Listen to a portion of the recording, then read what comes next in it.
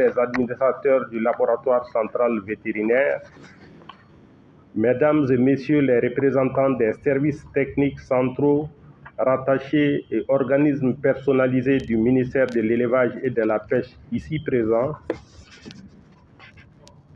Messieurs de la presse, honorables invités, Mesdames et Messieurs en vos rangs, titres et qualités, tout protocole observé, bonjour. C'est un immense plaisir pour moi d'être parmi vous ce matin pour présider la cérémonie d'ouverture officielle de la 41e session ordinaire du laboratoire central vétérinaire.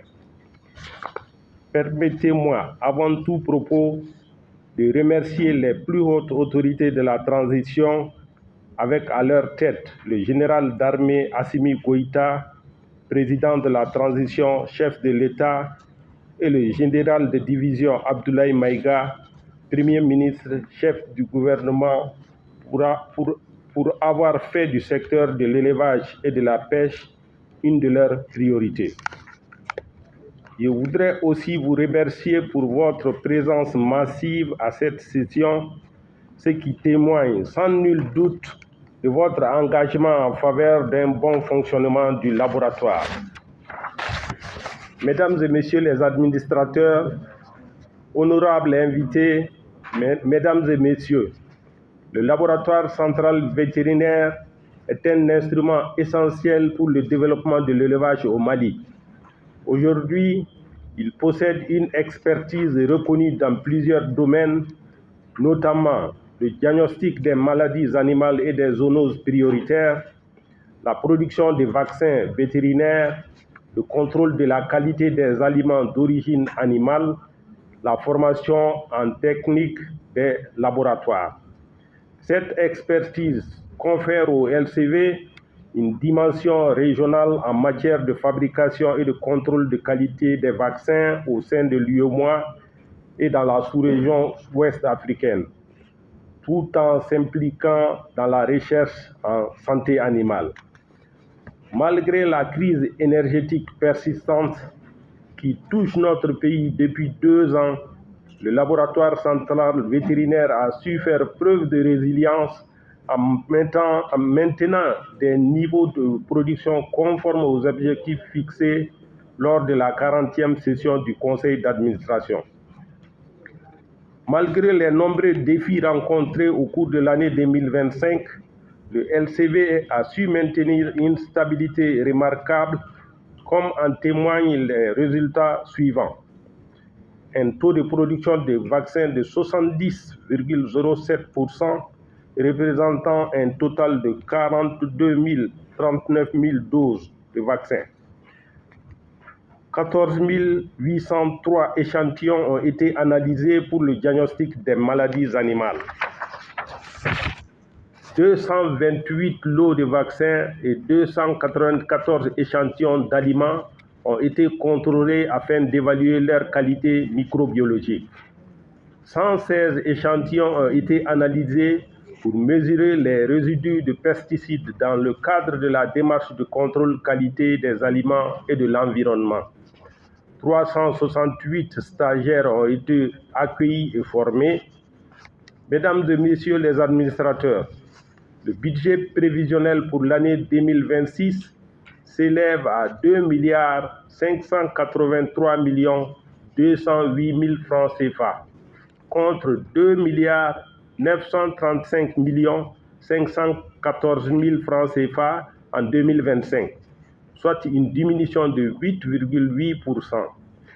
Cette baisse est due à la réduction des subventions de l'État qui passe de 995 514 000 francs CFA en 2025 à 827 208 000 francs CFA. Les fonds propres du LCV passent de 1 860 000 francs CFA à 1 680 000 francs CFA. Lors de cette session, vous aurez à examiner plusieurs documents importants, à savoir le procès verbal de la 40e session du conseil d'administration, la situation d'exécution des recommandations de la 40e session, le rapport annuel d'activité 2025, l'état d'exécution du budget au 31 décembre 2025, le programme d'activité 2026 et le projet de budget 2026. Je vous invite à un examen sans complaisance, minutieux, approfondi et rigoureux de ces documents afin de mieux orienter les activités du laboratoire central vétérinaire. J'encourage la direction générale du laboratoire à prendre toutes les mesures nécessaires pour consolider les résultats de production, le contrôle de qualité et le diagnostic, tout en redynamisant les activités de recherche scientifique déjà engagées. Aussi, je vous exhorte également à renforcer les capacités de production des vaccins du LCV pour répondre aux besoins nationaux ainsi que vos compétences managériales en matière de recherche et l'assurance qualité. Au regard de la qualité des administrateurs ici réunis, je suis convaincu que de vos travaux sortiront des recommandations pertinentes à même d'orienter et guider davantage les activités du laboratoire central vétérinaire vers l'atteinte de ces objectifs. Dr Boubacar Maïga, directeur général du laboratoire central vétérinaire. Cette 41e session du conseil d'administration du laboratoire central vétérinaire s'inscrit dans une logique de résilience qu'on est en train de vivre ces derniers temps-là, avec tout ce qui arrive au pays en matière de crise énergétique et de carburant. Nos activités sont principalement concentrées sur la base de l'énergie pour pouvoir dompter les micro-organismes et produire des vaccins. Donc on va tenir cette session pour pouvoir mieux se préparer et projeter à tenir les caps prévisionnels de production de vaccins et pour couvrir les besoins en matière de vaccins du cheptel national et de nos pays voisins aussi. Ça tourne autour de 2 milliards 2026, ça tourne autour de 2 milliards 500 millions francs CFA. En fait, il y a une réduction du budget comparativement à l'année dernière 2025, il y a une réduction de 8,8%. Donc en fait, ce qui a suivi ça, c'est qu'il y a les recettes des ressources propres diminuent, l'appui budgétaire apporté par l'État connaît une baisse. Donc c'est le cumul de tout ça et les partenaires aussi, les partenaires extérieurs qui nous apportent des subventions ont diminué leurs contributions. Donc tout ça mis de bout en bout fait que le budget connaît une réduction de 8,8%. Bon, à l'État, oui, aux partenaires aussi, c'est que l'activité de protection du cheptel, c'est une activité permanente. Les maladies nous guettent de tous les côtés. Donc il faut qu'on garde la veille. Il faut qu'on reste sur nos gardes pour qu'on ne soit pas débordé par les maladies. Et la meilleure manière de pouvoir se protéger des maladies et protéger le cheptel des maladies, c'est de vacciner. Et de vacciner avec des bons vaccins.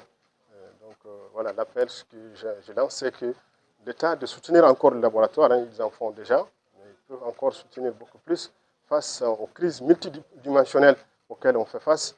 Toutes les crises qui se passent au niveau mondial impactent directement ou indirectement sur le laboratoire.